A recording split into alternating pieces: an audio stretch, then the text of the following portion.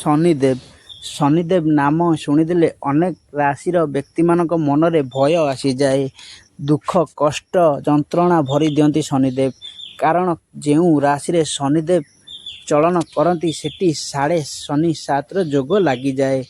ଶନି ସାଢ଼େ ସାତ ଯୋଗ ରହିଲେ ଦୁଃଖ କଷ୍ଟ ଯନ୍ତ୍ରଣା ମାନ ହାନି ସମ୍ମାନ ସବୁଥିରେ ଆପଣ ବିଫଳତା ପାଆନ୍ତି, ସଫଳତା ପାଆନ୍ତି ନାହିଁ।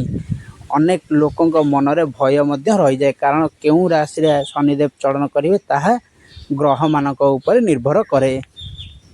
ଜ୍ୟୋତିଷ ଶାସ୍ତ୍ର ଅନୁସାରେ ଯଦି ଦେଖିବା, ମକର ରାଶିରେ ଇଷ୍ଟ ଦେବ ହେଉଛନ୍ତି ଶନିଦେବ।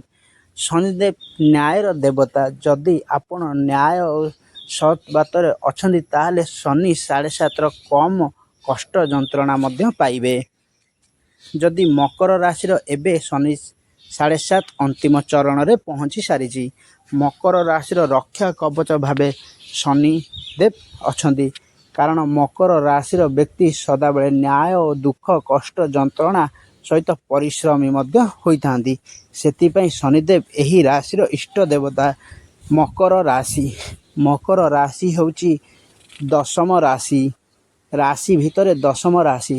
ମକର ରାଶିର ବ୍ୟକ୍ତି ସଦାବେଳେ ସରଳ ନିଷ୍ପାପ ହୋଇଥାନ୍ତି। ମକର ରାଶିର ବ୍ୟକ୍ତି ସଦାବେଳେ ଦୁଃଖ କଷ୍ଟ ପାଆନ୍ତି। ଏହି ରାଶିର ଲୋକଙ୍କ ପାଇଁ ଶନିଦେବ ରକ୍ଷା କବଚ ସାଜିଥାନ୍ତି। ନମସ୍କାର ଦର୍ଶକ ବନ୍ଧୁ, ଆଉ ଏକ ନୂଆ ଭିଡ଼ିଓକୁ ଆପଣମାନଙ୍କୁ ସ୍ୱାଗତ ଜଣାଉଛି। ତ ଚାଲନ୍ତୁ ଜାଣିବା ଆଜିର ଭିଡ଼ିଓ ବିଷୟରେ। ଶନି ସାଢ଼େ ସାତର ଅନ୍ତିମ ଚରଣରେ ମକର ରାଶିରେ ପହଞ୍ଚିଛନ୍ତି। ଏଥିପାଇଁ ଶୁଭ କେତେ ରହୁଛି, ଅଶୁଭ କ'ଣ ରହୁଛି ସେସବୁକୁ ଜାଣିବା। ତ ଦେଖିବା ଶୁଭ ଅଶୁଭ ଭିତରେ କ'ଣ ରହୁଛି।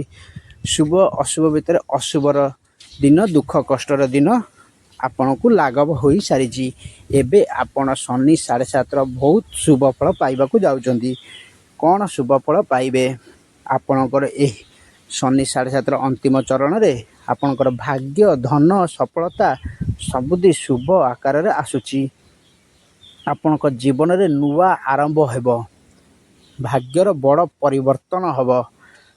ଆପଣ 2026 ଜୁଲାଇ ମାସ ଠାରୁ 2027 ଡିସେମ୍ବର ମାସ ଯାଏଁ କ'ଣ ରହିବ, ଆପଣଙ୍କର ବର୍ଷ ସାରା କ'ଣ ରହିବ। ଯଦି ଦେଖିବା, ଆପଣଙ୍କର କ୍ୟାରିୟରରେ ବହୁତ ବଡ଼ ପରିବର୍ତ୍ତନ ଆସିବାକୁ ଯାଉଛି। ଆପଣଙ୍କୁ ଯେଉଁମାନେ ଦୁଃଖ କଷ୍ଟ ଯନ୍ତ୍ରଣା ଦେଉଥିଲେ ସେସବୁ ଦିନର ସରି ଆସୁଛି। ଯଦି 2026 ଅଗଷ୍ଟ ମଧ୍ୟରୁ ଆପଣଙ୍କର ସବୁ ଦୁଃଖ କଷ୍ଟ ଦୂର ହେବାକୁ ଯାଉଛି। ଅନେକ ଲୋକଙ୍କ ମନରେ ପ୍ରଶ୍ନ ଅଛି, ଚାକିରି ସମସ୍ୟା, ଚାକିରି କେବେ ହେବ, କ'ଣ ହେବ? ମକର ରାଶିର ବ୍ୟକ୍ତିମାନଙ୍କର ବି ସେହି ପ୍ରଶ୍ନ ଥାଏ, ଚାକିରି କେବେ ହେବ। ଚାକିରି କ୍ଷେତ୍ରରେ ଯଦି ଦେଖିବା, ଅଗଷ୍ଟ 2026 ଅଗଷ୍ଟ ମାସ ଠାରୁ 2027 ମାର୍ଚ୍ଚ 15 ତାରିଖ ଭିତରେ ଆପଣଙ୍କର ଯେକୌଣସି ଗଭର୍ଣ୍ଣମେଣ୍ଟ ଚାକିରି ଯଦି କରୁଛନ୍ତି ତାହେଲେ ଯେଉଁଠି ବି ହେଲେ ଆପଣଙ୍କ ପାଇଁକା ସୁଯୋଗ ବନୁଅଛି। ଯଦି ଦେଖିବା ଆପଣଙ୍କର ବିବାହ କେବେ ହେବ? ଆପଣଙ୍କ ବିବାହ ଦେଖିଲେ 2026 ଡିସେମ୍ବର ଠାରୁ ମାର୍ଚ୍ଚ ଏପ୍ରିଲ ଭିତରେ ଆପଣଙ୍କର ବିବାହ ଯୋଗ ବନୁଅଛି। କାରଣ ଗୁରୁ ଶୁଦ୍ଧି ରବି ଶୁଦ୍ଧିର ଯୋଗ ଫେରି ଆସୁଛି। ସେଥିପାଇଁ ଶୁଭ ମାଙ୍ଗଳିକ କାମ ଆପଣଙ୍କ ଘରେ ହେବାକୁ ଯାଉଛି। ବେପାର ବାଣିଜ୍ୟରେ କିପରି କରିବେ, କିପରି ରହିବ ବେପାର ବାଣିଜ୍ୟ ଆପଣଙ୍କୁ ଆଗାମୀ 2027 ପର୍ଯ୍ୟନ୍ତ ଡିସେମ୍ବର ପର୍ଯ୍ୟନ୍ତ କ'ଣ କେମିତି ରହିବ। ଯଦି ଆପଣ ବେପାର କରୁଛନ୍ତି ବହୁତ ଲାଭବାନ ଏତେ ହେବେ। ଆଗ ଅପେକ୍ଷା ଆପଣ କ୍ଷତି ଅପେକ୍ଷା ଲାଭ ଅଧିକ ରହିବ। ଆପଣ ବିଦେଶରେ ଯଦି ରପ୍ତାନି କରୁଛନ୍ତି ତାହା 2 ଗୁଣା ବଢ଼ିଯିବ। ଆପଣଙ୍କର ବିଦେଶ ରପ୍ତାନିରେ ବହୁତ ଲାଭବାନ ରହିବ। ଆପଣଙ୍କର ଶତ୍ରୁ ସଂଖ୍ୟା ବହୁତ କମିଯିବେ, ମିତ୍ର ସଂଖ୍ୟା ବଢ଼ିଯିବେ। ଆପଣ ପର ଉପକାରୀ ମଧ୍ୟ ହେବେ, ଭଗବାନ ବିଶ୍ୱାସୀ ମଧ୍ୟ ହେବେ। ଯଦି ଆପଣ ବିଦେଶ ଭ୍ରମଣ କରିବାକୁ ଚାହୁଁଛନ୍ତି, ଆପଣଙ୍କ ପାଇଁକା ଏହି ବର୍ଷଟି 2026 ଟୁ 2027 ବର୍ଷ ବହୁତ ଶୁଭ ସମୟ ହେବ। ଆପଣ ଏହି ବର୍ଷରୁ 2027 ଭିତରେ ବିଦେଶ ଭ୍ରମଣ କରିପାରିବେ। ଆପଣଙ୍କ ଦାମ୍ପତ୍ୟ ଜୀବନ କେମିତି ରହିବ? ଯଦି ଦାମ୍ପତ୍ୟ ଜୀବନ ଦେଖିବା ବହୁତ ସୁଖମୟ ଆସୁଛି। ଯାହା ଛୋଟ ବଡ଼ ସମସ୍ୟା ଥିଲା ସିଏ ଆସ୍ତେ ଆସ୍ତେ ଦୂର ହୋଇଯିବ। ଏହାର ପ୍ରତିକାରକ ସ୍ୱରୂପ ଆପଣ ଯଦି ପ୍ରତ୍ୟେକ ଶନିବାର ଦିନ ଶନିଦେବଙ୍କୁ ଦର୍ଶନ କରନ୍ତି ଓ ରାଶି ତେଲରେ ଦୀପଟେ ଜାଳନ୍ତି, ଶନିଦେବଙ୍କୁ ସବୁ ଦୁଃଖ କଷ୍ଟ ଜଣାନ୍ତି, ତାହେଲେ ଆପଣଙ୍କର ଆସ୍ତେ ଆସ୍ତେ ସବୁ ଦୁଃଖ କଷ୍ଟ ଦୂର ହୋଇଯିବ। କାରଣ ଶନିଦେବ ହେଉଛନ୍ତି ମକର ରାଶିର ଇଷ୍ଟଦେବ। ଦର୍ଶକ ବନ୍ଧୁ, ଯଦି ଆମେ ଦେଖିବା ଆପଣଙ୍କ ଆର୍ଥିକ ସ୍ଥିତି କ'ଣ ରହିବ? ଆର୍ଥିକ ସ୍ଥିତି ଯଦି ଆମେ ଦେଖିବା, ଆର୍ଥିକ ସ୍ଥିତି ଆପଣଙ୍କର ଆଗ ଅପେକ୍ଷା ଏବେ ବୃଦ୍ଧି ହେବ। ଆସ୍ତେ ଆସ୍ତେ ଆୟ ବଢ଼ିବ। ସଞ୍ଚୟ ମଧ୍ୟ କରିବାକୁ ଲାଗିବେ। ଯାହା ଆଗରୁ ଆପଣ ସଞ୍ଚୟ କରିପାରୁନଥିଲେ ତାହା ଏବେ ସଞ୍ଚୟ କରିବେ।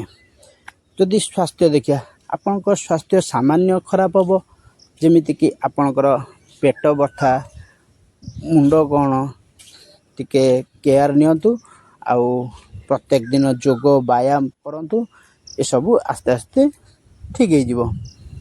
ଯଦି ଉପାୟ ଦେଖିବା, ପ୍ରତ୍ୟେକ ଶନିବାର ଦିନ ଆପଣ କଳା ବସ୍ତ୍ର ଧାରଣ କରନ୍ତୁ, କଳା ତିଲକ ଲଗାନ୍ତୁ, କିଛି ପକ୍ଷୀମାନଙ୍କୁ ଖାଇବାକୁ ଦିଅନ୍ତୁ। ସେସବୁ ଆସ୍ତେ ଆସ୍ତେ ଆପଣଙ୍କର ସବୁ ସମସ୍ୟା ଦୂର ହୋଇଯିବ। ଯଦି ଦେଖିବା ଆମର 2027 ଜୁନ୍ ମାସରୁ ଫେବୃଆରୀ ମାସ କିପରି ରହିବ? ନୂଆ ନୂଆ ସମ୍ପର୍କରେ ଆପଣ ଯୋଡ଼ି ହେବେ। ଗାଡ଼ି ଘୋଡ଼ା ଜମି ବାଡ଼ି ସବୁ କ୍ରୟ କରିବେ। ଭାଇ ଭାଇ ଭିତରେ ଯେଉଁ ମନାନ୍ତର ହୋଇଥିଲା ତାହା ଆସ୍ତେ ଆସ୍ତେ ଦୂର ହେବ। ଭାଇ ଭାଇ ଭିତରେ ମଧୁର ସମ୍ପର୍କ ସ୍ଥାପନ ହେବ। ଫେବୃଆରୀ, ଆପଣଙ୍କର ଫେବୃଆରୀଠୁ ମାର୍ଚ୍ଚ ମାସ ଭିତରେ କ'ଣ ରହିବ? ଫେବୃଆରୀ ମାର୍ଚ୍ଚ ବିଷୟରେ ଆପଣ ଯଦି ପ୍ରେମ ବିବାହ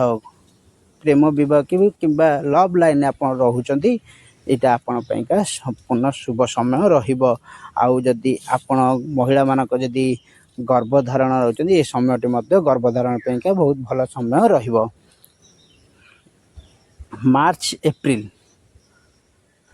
ମାର୍ଚ୍ଚ ଏପ୍ରିଲ ଆପଣଙ୍କ ସମୟ ସାମାନ୍ୟ ରହିବ। ଆର୍ଥିକ ସ୍ଥିତିରେ ଟିକେ ସ୍ୱଚ୍ଛଳତା ଦେଖାଯିବନି। ଧନହାନିର ସମ୍ଭୋଗ ଦେଖାଉଛି। ଟିକେ ଜଗି ରଖି ଚଳିଲେ ଆପଣଙ୍କ ରାଶିରେ ବହୁତ କିଛି ଲାଭବାନ ହେବ। ଯଦି ଆପଣଙ୍କୁ ଆମ ଭିଡ଼ିଓଟି ଭଲ ଲାଗୁଥିବ ତାହେଲେ ସବସ୍କ୍ରାଇବ୍ କରିବେ ଆଉ ଲାଇକ୍ କରିବେ। ଶନିଦେବ ପାଇଁ କମେଣ୍ଟ ବକ୍ସରେ ଶନିଦେବ ନିହାତି ଲେଖିବେ। ରହିଲୁ, ଜୟ ଜଗନ୍ନାଥ।